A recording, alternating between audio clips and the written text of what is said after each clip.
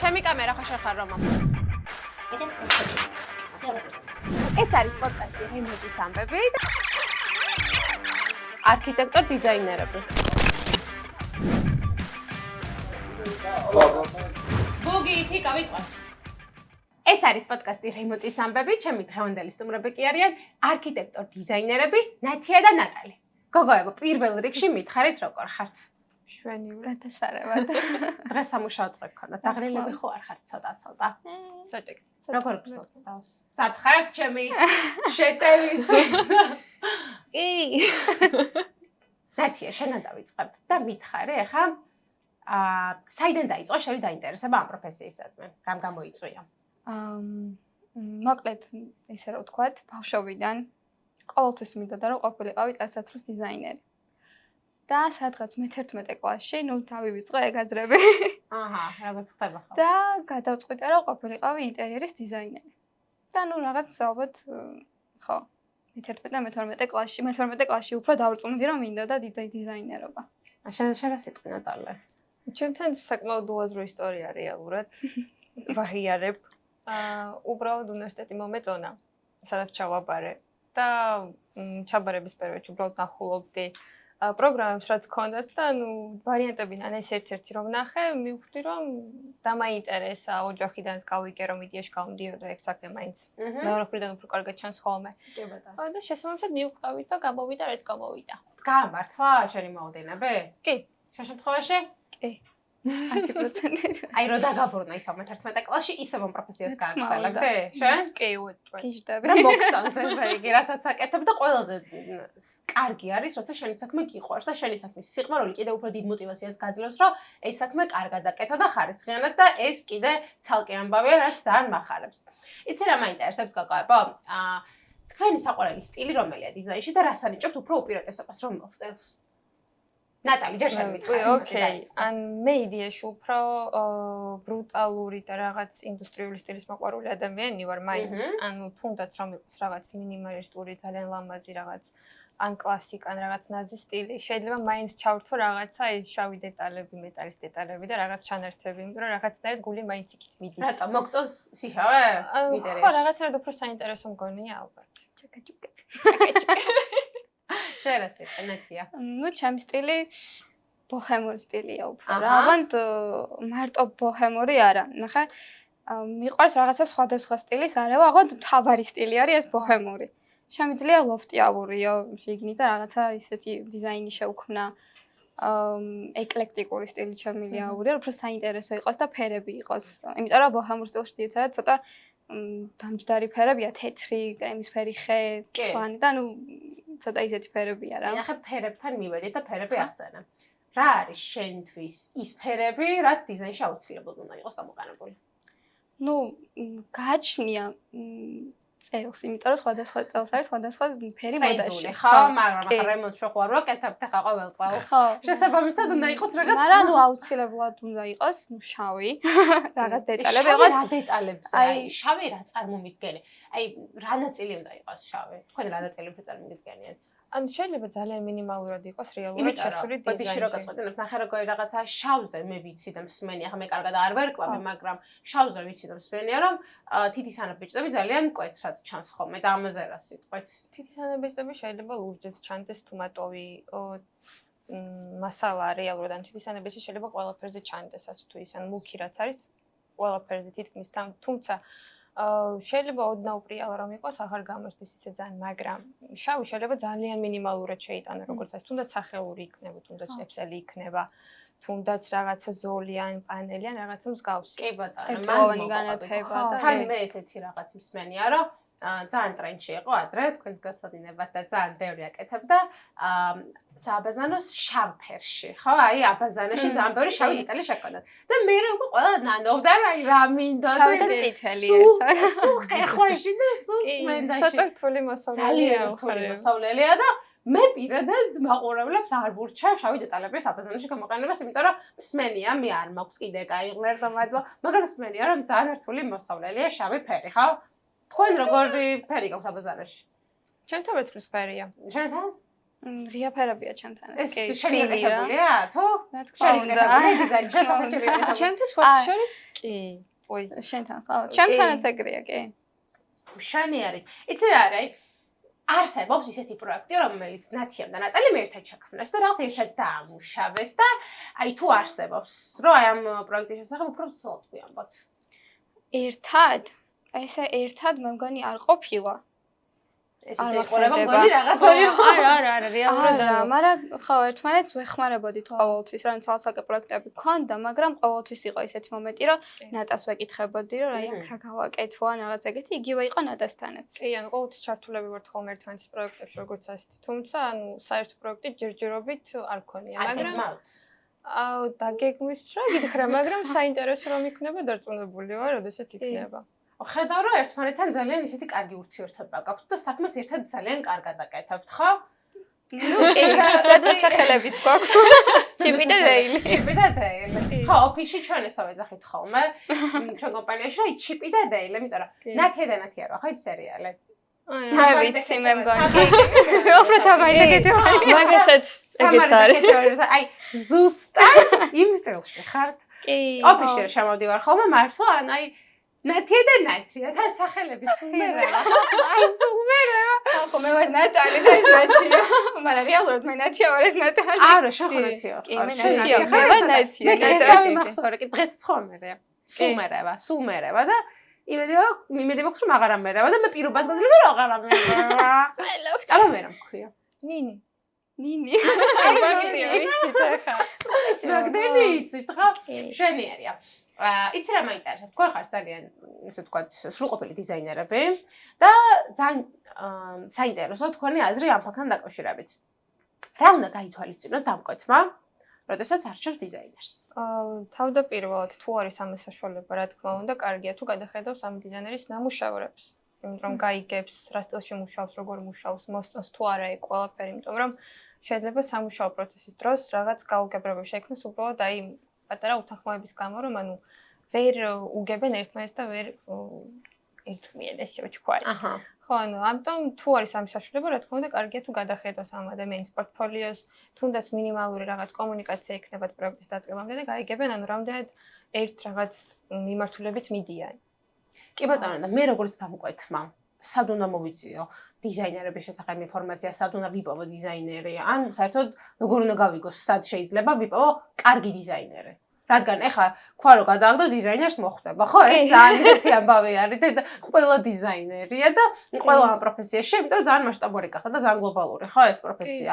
თქვენ უფრო გეცოდინებათ და აი სოციალურ მედიის მენეჯერებიც ეგრე არის და მარკეტინგიც რა იქვა რომ გადააგდო, მართლა მაგას მოხდებათ და სად უნდა მოვძებნო როგორც დამკვეთმა კარგი და შემდგარი დიზაინერი. უფრო რას მირჩევთ? იდეაში რამდენიმე პლატფორმა არსებობს ამისთვის, ახლა მაინც ყველაზე განთქმული და გავრცელებული მაინც Facebook-ია ჩვენთან საქართველოში. ხო. თუმცა იმ Facebook-თან შეიძლება ადამიანი გადავიდეს ამ ადამიანის კონკრეტულ პორტფოლიოზე, თუნდაც Behance-ზე, თუნდაც LinkedIn-ზე, ან სხვა რაღაცა საიტებიც არსებობს, სადაც კონკრეტულად ამ ადამიანის ნამუშევრებს ნახავს. ან თუ კომპანიის დიზაინერია, შეიძლება ამ კომპანიის გვერდზეც იგოს ეს ყველაფერი და საიტზე და. კი ბატონო. ან თუ სადღაც არდევს, შეიძლება რომ მიიწეროს დიზაინერთან და მოითხოვოს ეს პორტფოლიო, იმიტომ რომ ყველა დიზაინერს აქვს, როგორც ვიცი, პორტფოლიო რაღაც გამზადებული. კი ხა, რაღაც დოზით კი. და უნივერსიტეტის დროინდელიც ხო? ხო, მოც უნივერსიტეტში ერთად იყავით თქვა? აბა, იქ გავიცანით რეალურად ერთმანეთი. იქ გაიცანით ერთმანეთს და ერთად მოხვედით ჩვენთან კომპანიაში თუ? კი. ხო. Rinox-თან ერთად ადრე გქონდა რაღაც პროექტი. ერთად ვაკეთებდით და ვაუ. იქიდან გვიცნო. ახლა მეგობრობასთან არის ადგილი ეს. იცი რა მაინტერესებს კაკაება? რას ურჩევთ დამწყებ დიზაინერებს? ხო, ეხლა ბევრი ფიქრობს, რომ აი მოდი გავხდები მეც დიზაინერი და შევალმეთ ამ პროფესიაში და აი რას ურჩევთ? ღირს, არ ღირს, უნდა გაითვალისწინონ, რაზე უნდა გააკეთონ აქცენტი? ღირს ყველანაირად უბრალოდ, ანუ რაზე უნდა გააკეთონ აქცენტი. ეხლა 90%-ს ის აქვს, რომ ანუ 3D Max ან ნებისმიერ დიზაინერულ პროგრამას თუ ისწავლიან, всё, დიზაინერები არიან რა, ანუ ეს ადრეც მაქვს ნათქვამი. ანუ მარტო პროგრამა არ არის სულ დიზაინერობა, ანუ უნდა იფიქროს გონებით, ანუ გონებაში უნდა დახატოს ფერები, რას მოუხდება და არ ვიცი, ძალიან ბევრი დეტალია მოკლედ რა პროგრამის გარდა. ანუ ერთადერთი ეგ არის, რომ აი მართლა ყველა ვისაც უსმენ, აი პროგრამა თუ იცი, შეიძლება დიზაინერი ვარ, ანუ ეგ არ არის მარტო რა.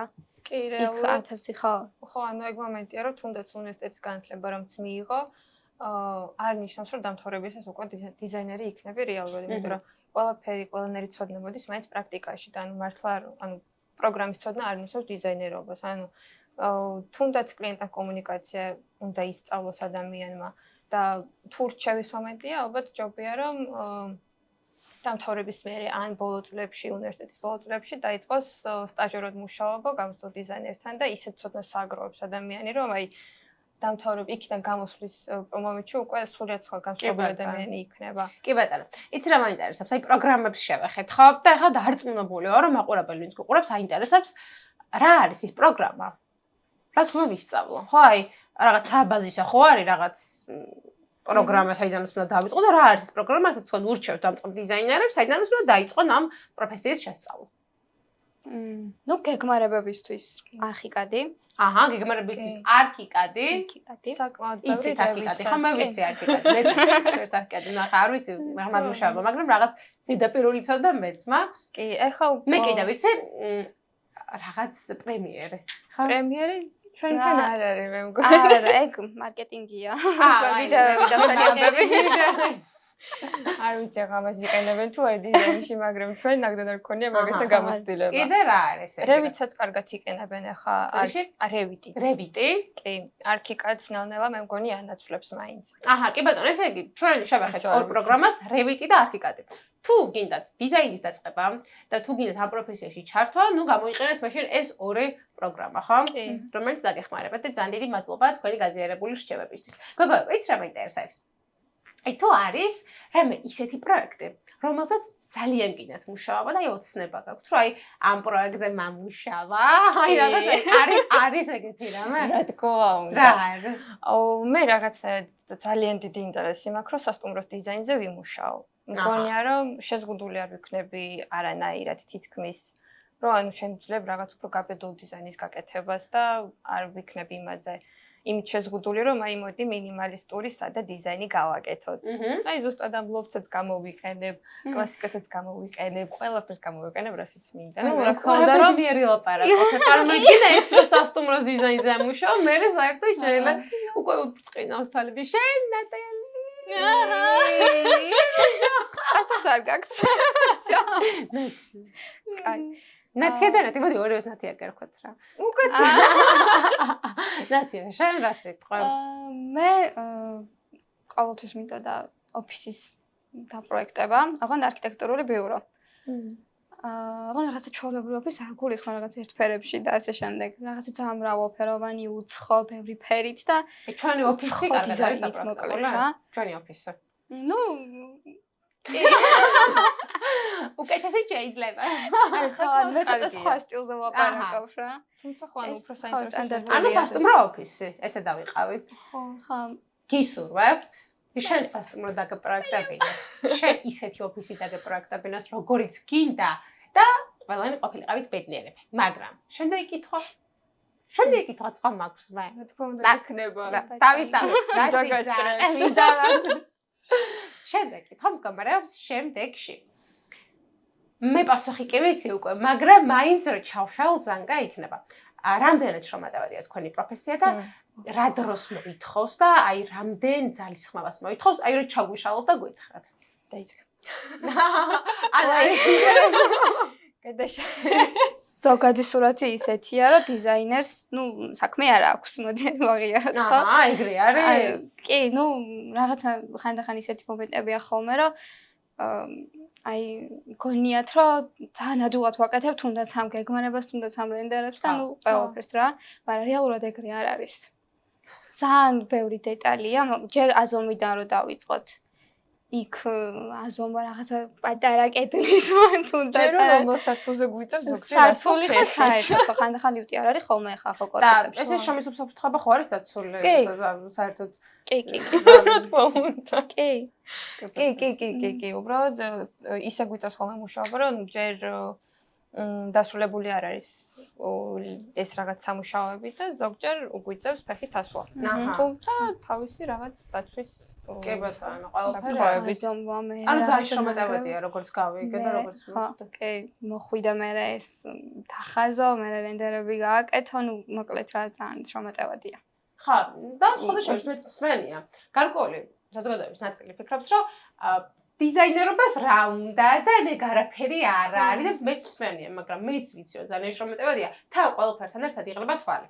ძალიან, იმიტომ რომ ძალიან დიდი დატვირთვა აქვს თვალს, ხო და მასალების შერჩევა მერე და ნუ დღის ბოლოს როცა ოფისიდან გავდივართ ხოლმე, თქვენ ისეთი დაღლილები ხართ, მე მანდ ხვდები, რომ არა, ეს ჩაწითლებული თვალები კი, ჩაწითლებული თვალები და მე მანდ ხვდები, რომ ეს შრომატევადი კი არ არის, ეს არის არ ვიცი, ძალიან რთული.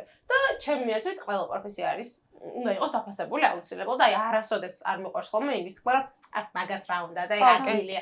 ყველა პროფესია არის რთული, ყველა პროფესია სჭირდება თავისი ძალის ხმა და ყველა საქმე არის ესე ვთქვათ, არც ერთ საქმე არ არის მარტივი რა, ანუ ესე რომ ვთქვათ რა. მე მინდა თქვენთან ვითამაშო ერთი თამაში. Let's go. მითია თუ რეალობა. ნუ ხა თქვენ გეცოდინებათ ეს თამაში, იმიტომ რომ ჩემი ყველა პოდკასტი რა კი. თორმეტ საათზე. ვისწავლე. ნუ ჩემ სტუმრებთან ყოველთვის თამაშობ ხოლმე. ესე თამაში მითია თუ რეალობა. და ეხლა მე ვიტყვი დებულებას და ორივე უნდა ესე ვთქვათ გამცეთ სწორი პასუხი. მითია თუ რეალობა, რომ კერძო დიზაინერის აყვანაშობს გუნდთან ერთად მუშაობას. მითია მე მგონი, ხო? ხო, მითია. ანუ იდეაში რა როგორი მომენტია, ყველაფერს აქვს თავისი პლუსები და მინუსები. ანუ კერძო დიზაინერიც კარგად იმუშავებს და გუნდიც კარგად იმუშავებს, უბრალოდ რაღაც მომენტები არსებობს, რაც უნდა გაითვალისწინო, იმიტომ რომ ყოველთვის ადამიანზე არის მაინც დამოკიდებული, იმიტომ რომ შეიძლება იმ კერძო დიზაინერმა ისე იმუშაოს, რომ გუნდსაც აჯობოს ძალიან ჩვეულებრივად.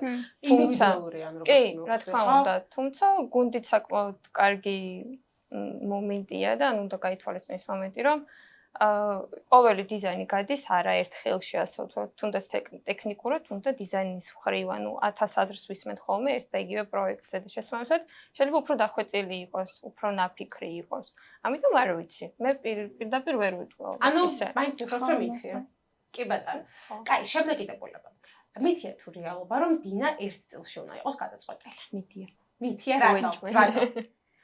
ნუ წეღანაც ვილაპარაკე ჩემ ბოჰემურ სტილზე, რომ შეიძლება რომ სახლი იყოს სხვადასხვა სტილში გაკეთებული და თან ისე ძალიან მოუხდეს ერთმანეთს. ანუ შორის მე მომწონს ერთ წელში. და აი მე უპირატესობას კი ერთ წელში ვანიჭებ, იმიტომ რომ მე დიდად არ მომწონს არეული დიზაინი. აი ნეოკლასიკური მაგალითად ორი სტილის გაერთიანება. ნეოკლასიკა ვიცი, აი ორი სტილი კიდე კარგი, მაგრამ ხანდახან არის ხოლმე რომ აი ძალიან არეული, ანუ სამზარეულო საერთოდ სხვა დატვირთვით არის გაკეთებული, საძინებელი მეტი უკვე ნამეტანი. ხო.